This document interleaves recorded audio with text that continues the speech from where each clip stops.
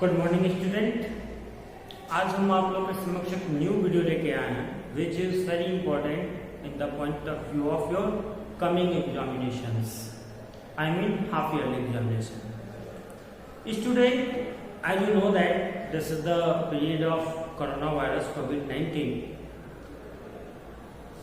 so the form of questions also change because it is performed by your online classes. So in half yearly examination we have a special type of questions, maybe the marks is 5 or 10, and that is the assertion and reason type question. आप लोगों के इस examination में एक नए तरीके से question को फॉर्म किया गया है जो हो सकता है 5 नंबर या 10 नंबर का हो, assertion और reason. Such type of question is due for you. ये क्वेश्चन आपके लिए न्यू होगा. So it's my duty to teach you how to solve such type of question. कि हम कैसे इसको देखें, एक हम इसको प्रैक्टिस कर लेते हैं. बहुत ही केयरफुल होना होगा. ये assertion और reason होता क्या है इसको देखो.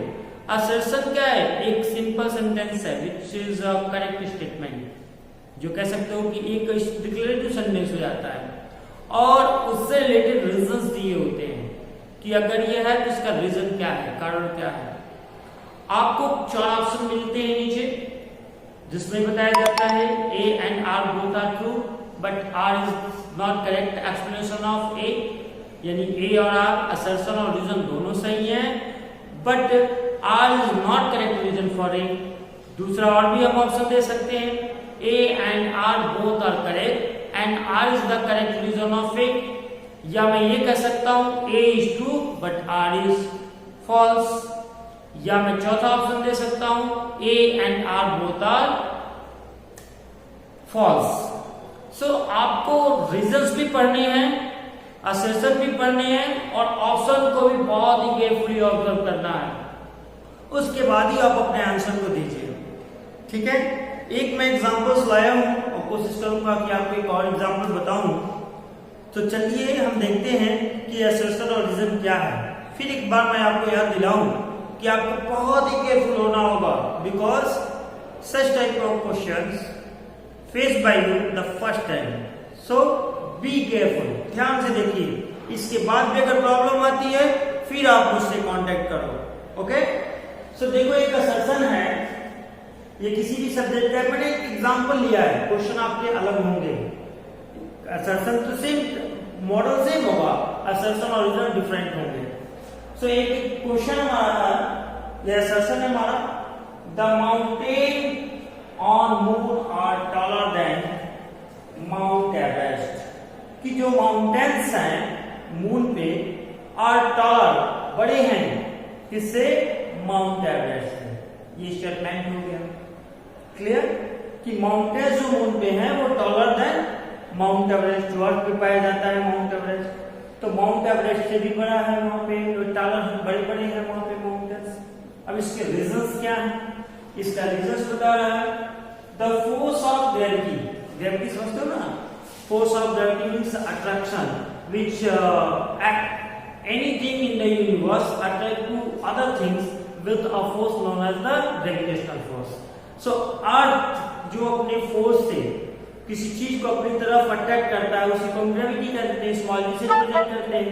ये रीजन होता है कि कोई चीज हम ऊपर उछालते हैं तो वापस धरती पे ही आता है. ठीक है, तो एक फोर्स है उसके पास, तो एक ग्रेविटी कह रहा है. ये आप आगे जाओगे क्लास में 9th में तो आपको ज्यादा ये और भी अच्छी तरीके से समझ में आएगा. The force of gravity is stronger on Earth than on the Moon. कि जो अर्थ पे, इसका रीजन बता रहा है. रीजन क्या है कि क्यों मून पे जो माउंटेन्स है वो टॉलर देन माउंट एवरेस्ट है. कह रहा है कि जो अर्थ पे ग्रेविटी है, जो ग्रेविटेशनल फोर्स है, much more than that of the moon, वो बहुत ज्यादा होता है मून से, लगभग मून से 6 टाइम बड़ा होता है. यूं कह सकते हो कि जितनी हमारी अर्थ पे ग्रेविटी है उसका 1/6 पार्ट मून पे होता है, तो 6 टाइम ग्रेटर होता है अर्थ की ग्रेविटी। इसका ये रीजन कह रहा है ग्रेविटी क्या करता है, टू पुल या to attract everything towards its centre. Okay, यही कारण होता है कि जब आप बॉल उछालते हो तो वापस वो जमीन पे गिर जाता है। ओके, अब इसके रिजल्ट्स हैं। अब आंसर यहां से आपको बताना है कि both A and R is correct. ये दोनों स्टेटमेंट देख लीजिए। ये होता है जो अर्थ की ग्रेविटी है वो 6 time greater than that of the moon. यही रीजन है कि अगर आप यहाँ आपका वेट यहाँ 90 kg है और मून पे जाके करोगे तो नो डाउट वो 15 kg हो जाएगा। Mass means amount of substances same रहेंगे लेकिन वेट क्या होगा, चेंज होगा, because due to the presence of gravity. Okay, so कहता है कि both A and R is correct, दोनों के दोनों सही है and R is correct explanation of A. और ये जो रीजन है वो करेक्ट एक्सप्लेनेशन है ए का। ये क्यों माउंट एवरेस्ट से बड़े हैं उसका रीजन बता रहा है कि अर्थ की जो ग्रेविटी है वो much greater than that of the moon. इसी कारण जो है यहाँ छोटे हैं वहां पे बड़े हैं, या ये कह सकते हो वहां पे ग्रेविटी कम इसलिए वो बड़े हैं। सेकेंड कह रहा है कि both A and R is correct, दोनों के दोनों करेक्ट हैं, but R is not correct explanation of A, लेकिन R इसका correct explanation नहीं है। तीसरा देखेंगे A is the true, but R is false। A true है, R false है। नेक्स्ट ऑप्शन देखेंगे fourth, both and R is false, दोनों के दोनों false हैं।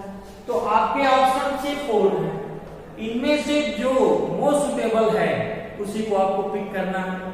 अब ये रीजन देखेंगे दोनों करेक्ट हैं, ध्यान से समझिएगा इसको। और आर जो है करेक्ट एक्सप्लेनेशन है, ठीक है। ये कह रहा है कि आर जो है करेक्ट एक्सप्लेनेशन नहीं है। सेकेंडली क्या है, A is true but R is false. A true है, आर फॉल्स है, लेकिन गलत हो जाएगा क्योंकि हम जानते हैं कि ग्रेविटी अर्थ पे ज्यादा होती है मून की अपेक्षा।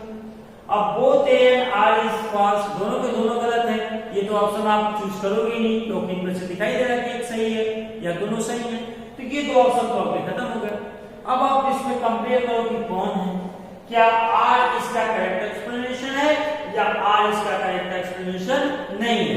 तो आंसर इज दैट कि both A and R is correct, दोनों के दोनों सही हैं और आर जो है करेक्ट एक्सप्लेनेशन है ए का। सो आपका सुटेबल आंसर होगा नंबर 1। क्लियर। एक और हम एग्जांपल से समझ लेते हैं जो आपकी हिस्ट्री से रिलेटेड है। ओके, उसको भी हम देख लेते हैं, स्टेटमेंट और रीजन।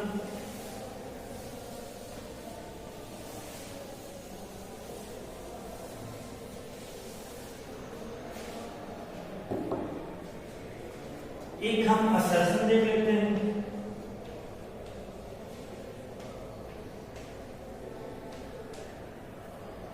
इसको रिप्रेजेंट कर देते हो आप, ए हम लिख रहे हैं in past,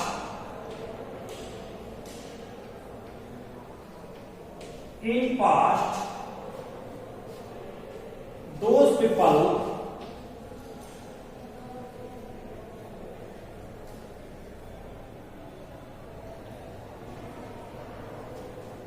who do not belong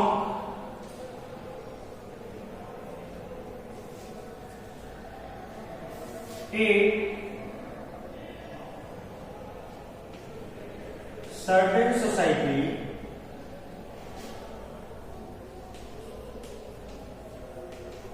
are a part of society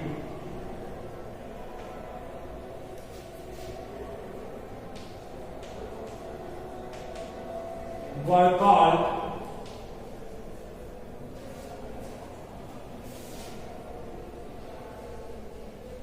foreigner।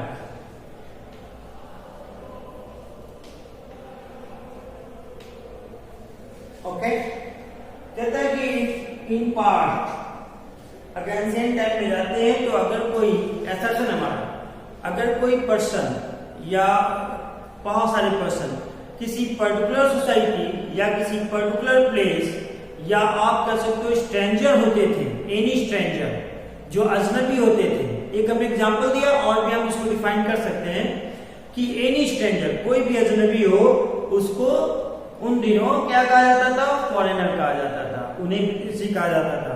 ठीक है, अब रीजन देखते हैं क्या है। एक रीजन हम दे देते हैं आर, और रीजन बता देते हैं कि सिटी ज्वेलर्स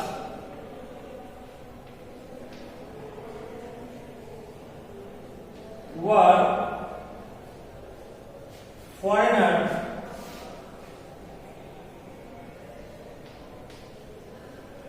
for village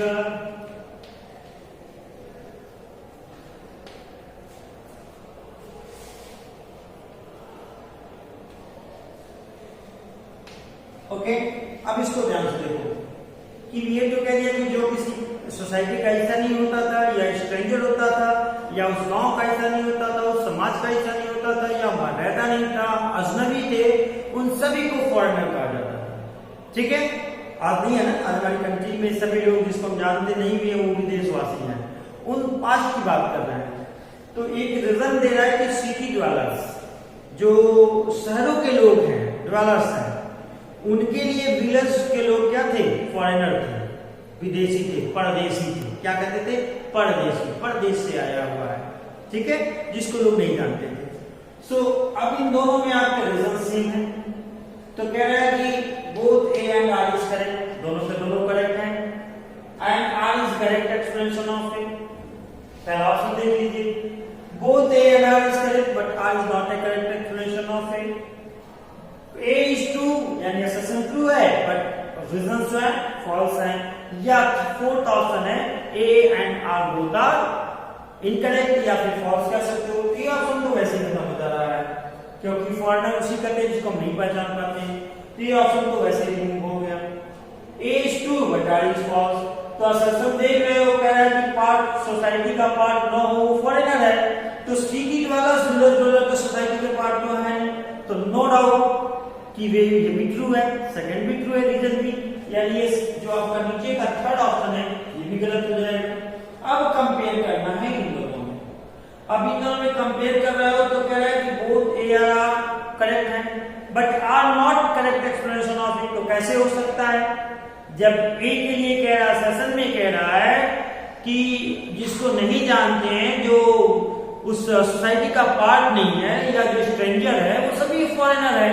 तो स्वाभाविक सी बात है कि जो सिटी ड्वेलर्स हैं वो विलेज ड्वेलर्स के लिए या फॉरेस्ट ड्वेलर्स के लिए, विलेज भी हो सकता है, फॉरेस्ट भी हो सकता है, तो उनके लिए क्या होंगे?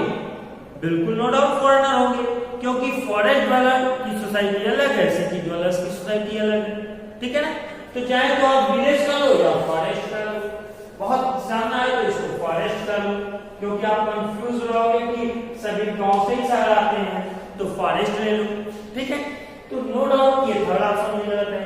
तो मोस्ट जो सुटेबल आंसर है वो क्वेश्चन नंबर फर्स्ट है। ऐसे ही आपको आपके एग्जाम में बहुत सारे क्वेश्चन मिलने वाले हैं। आई होप कि 5 क्वेश्चन मिलने वाला है, मार्क्स होंगे, तो आप इस पर प्रैक्टिस कीजिए, केयरफुल रहिएगा। हो सकता है कि आपके जो आंसर हैं उसी में से मैंने इसको डिवाइड करके असर्शन और रीजन को फॉर्म किया हो। ओके, आई होप कि आपको समझ में आया होगा। कोई प्रॉब्लम होगी आप हमें कॉल करके बताइए। Thank you, have a nice day.